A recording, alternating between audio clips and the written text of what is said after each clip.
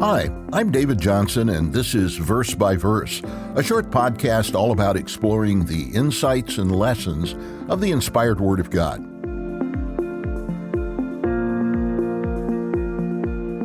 Today, we're looking at a passage right at the beginning of the Bible, but before we read the passage, let's give it a little context. Many people read the first chapter of Genesis as if it were a fairy tale, an old Hebrew myth that has little to do with the real world. Others read it as totally factual and historically accurate.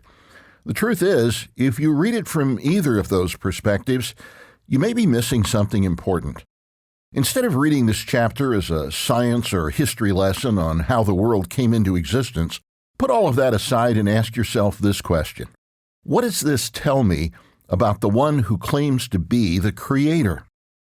Have you ever listened to a presentation where the speaker begins by telling you his or her qualifications so people can understand why they should listen to what the speaker has to say?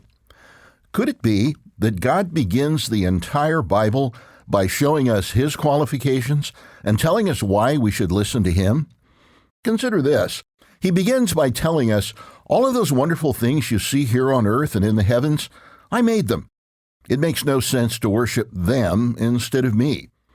He continues, when all was darkness, I ordered light to come into existence, and it did.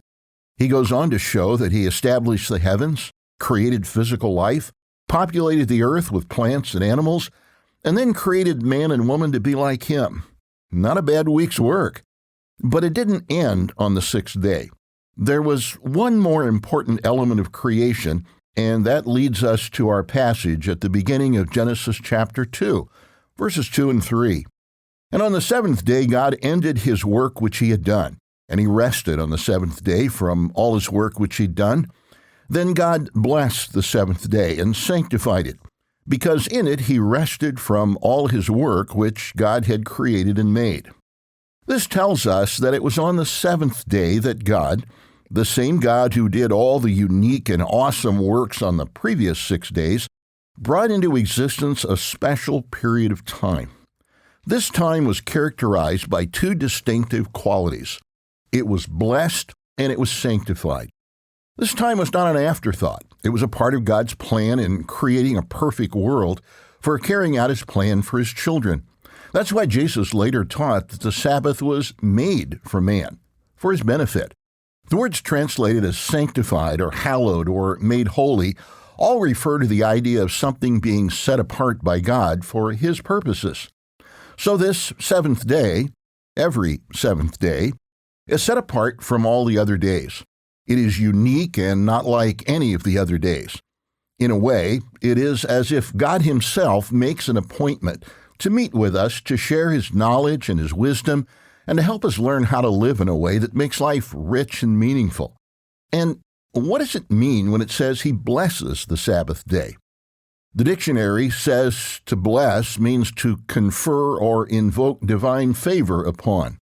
So God tells us that while we have a personal responsibility each Sabbath, we're to prepare for the Sabbath and keep the day holy, set apart, dedicated to building our relationship with Him, He promises to place His special favor on the Sabbath day. So, how does this divine favor make the Sabbath a blessing to us? Consider just a couple of ways.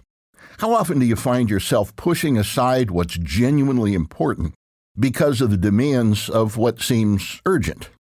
Since we're instructed to cease from all our labors on the Sabbath, we're given a weekly opportunity to step back from the rush and crush of modern life and refocus on what truly matters most. Or have you ever felt like you were neglecting the most important relationships in your life? Observing the Sabbath gives us the time to reconnect with God and the people who are most important to us.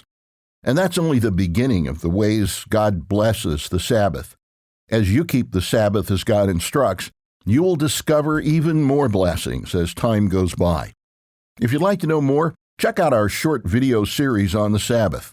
You'll find a link in the show notes. Verse by Verse is a companion podcast to the Daily Bible Verse blog, which you can find on the Life, Hope, and Truth Learning Center. Check out the show notes for more.